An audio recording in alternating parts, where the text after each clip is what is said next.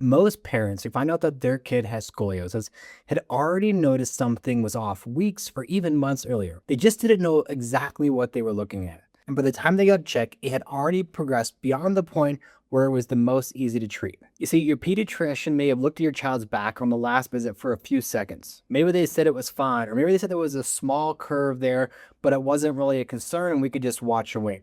And you left wondering, what exactly does watch and wait mean? What am I supposed to watch and wait for? Or how do I know if it's actually getting worse? And then, really, what should I do if I actually notice something getting worse? I've worked with over 6,000 patients over the last 18 years, and the parents that catch the curves early and get the most effective treatment always do something that the pediatrician likely never told them to do. You see, there's one thing that you could check at home that most parents are completely unaware of, and they've never been told to actually look for this. And this is one sign that may not be at first very obvious, but it's the thing that will most accurately tell you if the scoliosis is there or if it's not, and if the curve is getting worse. So in the next few minutes, I'm going to show you exactly how to check your child for scoliosis at home, what to look for, and what these findings actually mean. And if you notice something there, what your next step should be. So point one is, what is the standard way to check your child for scoliosis at home? Now, first off, most parents probably never check their child for scoliosis, and they just assume someone else is doing that, and they likely never really think about it unless they have severe scoliosis themselves. Now, if they do check their child for scoliosis, it's probably something very basic, like looking at their child from behind and seeing if they notice any major obvious asymmetries, or possibly looking to see if one shoulder appears higher than the other. Now, the reality is that may not be a lot different than the check that was possibly done at their pediatrician. So a parent likely assumes, hey, if that's all I see down at the doctor's office, that's probably all I need to do. There's maybe nothing else to look for. The reality is, a clean standing scoliosis check doesn't mean the spine is necessarily clear from scoliosis. Now, the reason standing checks don't work is that scoliosis is a three-dimensional spine deformity. See, the spine both laterally bends and it twists and it rotates, and that rotation is what creates the most obvious and most accurate sign of scoliosis. And it's picked up using something known as the Ford-Adams bending test. Now, the Ford-Adams bending test is something that's taught in, medical school, chiropractic school, probably physical therapy schools, but in all healthcare professions, it is one of the standard screening assessments that's taught to check for scoliosis.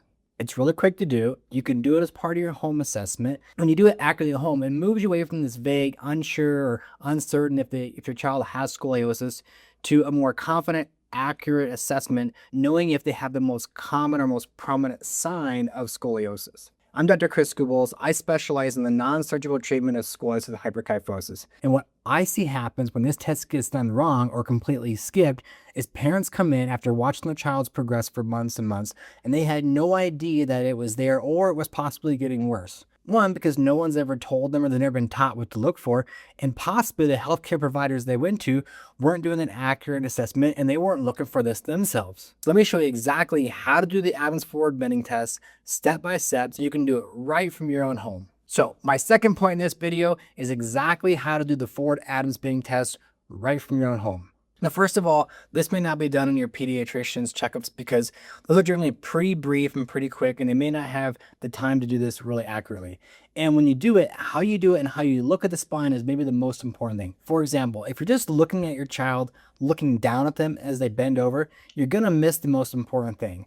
You have to get down and you have to look at their spine level or parallel to their spine so you can most accurately detect any subtle bumps or humping in their mid-back or their low back. So the angle and how you view it is one of the most important things, because the humping in their back, whether that's a hump in their rib cage or their lumbar spine, is evidence that the spine is twisting and rotating, and it's the most accurate test that there's actually scoliosis there. So how do you do this accurately? Well, first of all, you have your child put their hands together like they're praying, and they should extend their arms straight out in front of them. Then you want them to bend over at their waistline, not their knees. Keep their knees straight. Bend over at the waistline. Now, you don't want to bend too far. You want to bend over so your body's at about a 90-degree angle, or so the spine is parallel to the ground. Then you want to get behind your child. Don't look down at them, not viewing from the side. You want to crouch behind them. You want to squat down, and you want to make sure you're looking at them at the angle or the level of their flat back. And what you're looking for is any visible humping in the rib cage or in the lumbar spine. Now, it's possible if your child has scoliosis they may not be very flexible because as your spine twists and rotates, you lose the normal mobility in the spine. So if they have trouble or difficulty bending over to at least 90 degrees, you're going to have to get even lower so you can have a better angle when viewing their spine, especially their lower spine. So why does this test really matter? Because when you do it properly, you move away from guessing to actively observing. It's one of the most accurate tests to know there's actual signs of scoliosis. Now, it's not enough to diagnose someone for scoliosis, but it's enough to know that there are signs of scoliosis so you can do more detailed evaluation like x-rays, and x-rays are the gold standard to actually determine if scoliosis is or isn't present. So how it typically goes is you do the screening, like the forward Adams bending test. If you see signs that indicate scoliosis may be present, then you do an x-ray to rule in or rule out scoliosis. Now, if you're finding this content helpful, be sure to subscribe below and hit that bell icon so you're notified every week when we release new content on scoliosis, going over how to detect scoliosis, latest treatment trends, and what the research is saying about the most effective non-surgical scoliosis treatments. So you're at home and you're doing these scoliosis screening tests. How do you know if what you're looking at is significant, if further action is actually warranted? First of all, I understand parents are not healthcare professionals. They may be uncertain or question what they're actually looking at, or if what they're seeing is actually a true sign. So here's one thing. Do the test more than once. Do it a couple days back to back, or do it over a couple times and look to see, are you seeing the same thing over and over? If you're seeing the same thing repeatedly, that's a good sign that there's actually something there and you're not just seeing something, or it's not just how your child is standing or how they're bending. The other thing is, are you seeing more than one of the signs of scoliosis? The forward Adams bend test is just one, and we're going to go over several different things that we look for when doing scoliosis screenings. And when you're seeing more than one of these, that's enough to know that there's likely something there, and a further testing or a more thorough evaluation is definitely warranted at that point. Now, there is another tool that can be used and should be used if you really want to get the most accurate testing at home. And it's a tool called the Scoliometer. And a Scoliometer is a test that's specifically designed to be used when doing the forward Adams bending test. And it measures the amount of actual rotation in the spine. We use it in our office every day. We use it on the initial and routine evaluations because that's the way we can easily assess how much rotation is there in the spine. And it's a way to evaluate scoliosis severity beyond just the measure of the Cobb angle or the curved degree angle on an x-ray. So Scoliometers are pretty cheap. You can get them on Amazon for probably $20 or $30. And how you do this test is they come as a little notch in it. And you just hold it and you run it down your child's spine while they're bending over in the forward Adams test with their hands together. And you'll see a little bead on there, and that bead will move if there's rotation in the spine, because if there's rotation, it'll be unlevel. Now, generally in the thoracic spine, if there is like 6 to 7 degrees of rotation, that's considered a positive signing. There's enough rotation there telling you, yes, there's likely scoliosis. X-rays are warranted for more detailed or more thorough evaluation. In the lumbar spine, if there's 4 or 5 degrees of rotation, that's a positive sign, and that's enough to tell you, yes, there's likely scoliosis. We need to do x-rays to do further assessments. Now, the reason why the numbers are typically bigger in the thoracic spine is in the thoracic spine, you have the rib cage. And as you have the rib cage, when the spine rotates, that creates a bigger or more significant hump. You don't have the rib cage in the lumbar spine, and so you typically don't get as much humping. Also, if they have an anatomical short leg, meaning one leg is shorter than the other, and the pelvis tilts, that kind of hides the scoliosis, and so it can even blunt or decrease the amount of humping is there.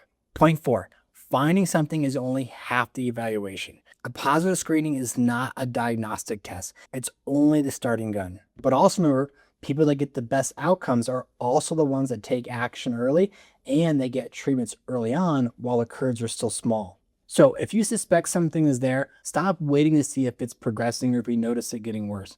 Or if you've been to your pediatrician and you're told that it's not a big concern to just watch and wait, stop waiting and go out and see what can actively be done while the curve is still small before it gets more severe. So here's what you should actually do. 1, you need to go to a true scoliosis specialist. You want to make sure you ask for full spine standing x-rays viewed from the front or back and the side. Full spine x-rays are much better than sectionals because it also tells you if your body is out of balance, and it's more accurate because although you can stitch sectional x-rays together, the patient can move, it's just not quite as clean and not as accurate. Also, make sure your provider measures how much rotation is in the spine, not just the size of the cob angle. And another thing you want to make sure they do is tell you how much skeletal growth they have remaining or what their current level of skeletal maturity is and how that actually equates or what that actually means for your child's scoliosis, the risk of the progression, and what treatments are going to be most appropriate. You see, here's the thing. A 20-degree curve in a 10-year-old who hasn't even hit puberty yet is a completely different scoliosis than a 20-degree curve in a 16-year-old who's almost done growing. Point 5, I'm going to show you how to do a systematic step-by-step complete scoliosis screening right from your own home. And remember, this is important because there are no scoliosis screening programs in the United States anymore. They're not done in schools, and your pediatrician may not also be doing these. So if no one else is going to be looking for scoliosis, you need to take it on your own to make sure your child is properly checked. So I want you to start by doing the forward abdomen bending test. So to start, you're going to have your child put their hands together like they're praying. They're going to extend their arms straight. They're going to bend over at the waist, have their arms hang straight down. You're going to get behind them. You're going to crouch down, and you're going to look level or horizontal with their spine. You're looking to see if there's any humping in the thoracic spine or in the lumbar spine. And you can also go order one of those scoliometers. And if you have a scoliometer, you're going to run that along their spine and measure any degrees of rotation. Now, as you go through this, mark down each test or each screening as you go. Make sure you write down exactly what you're seeing. After you do the forward abdomen bending test, have them stand up. Look at them from behind. First thing I want you to look and check, does one shoulder appear higher than the other? Are the shoulders unlevel? If so, write that down. Then I want you to look at their shoulder blades or their scapulas. Does one stick out further than the other? What's known as scapular winging. Is scapular winging present, which is a sign of scoliosis? Next, look from behind and look at their waistline. Do they have that normal hourglass shape with their waistline? Do both sides of their waistline look even, or does one look indented and one look flat? If you see them looking asymmetrical, write that down. Look at their pant line. Does their belt line slope or dip on one side? Meaning, does their hips or pelvis look uneven, which is a sign of having an anatomical short leg or one leg being shorter than the other? Then, do you notice any obvious or visible scoliotic curves just looking at their back from behind? In the last test, with their arms hanging by their side, does the space between their arm and their torso even on both sides? Or does the spine seat shifted to one side? You notice a bigger gap on one side while the other side is pinned to the arm. Now, as you go through these, write all these down. And if you see any of these obvious signs of scoliosis, and especially if you see more than one of them, then it's time to get your child scheduled with a scoliosis specialist for a more detailed evaluation. Here's my final thought. That home screening you just did, look, it is not a diagnostic tool. It's a directional tool. It tells you whether or not there may or may not be scoliosis present. And if you sense or think or see signs of scoliosis being present, then you know your next steps. Seek out and get your child a detailed scoliosis evaluation by a true scoliosis specialist. And if you don't see anything there and your child is still growing, check them again in 6 months. Just remember this. The window where scoliosis is the easiest to treat is also the window where it's the most difficult and most challenging to pick up, because it's when the curves are small, when the scoliosis is just beginning. So if you see anything at all, even though it may seem small or minuscule, take action and get further evaluation by a true scoliosis specialist. Now, if your child already has a scoliosis diagnosis or the pediatrician mentioned something like maybe just needing to watch it and see if it gets worse, this video linked right here is going to be really important for you. It covers the really specific physical signs that indicate a curve is already present and that it's actually getting worse. So if that's you, be sure to watch this next video. There'll be a link in the description and at the end of this video. I'll see you there.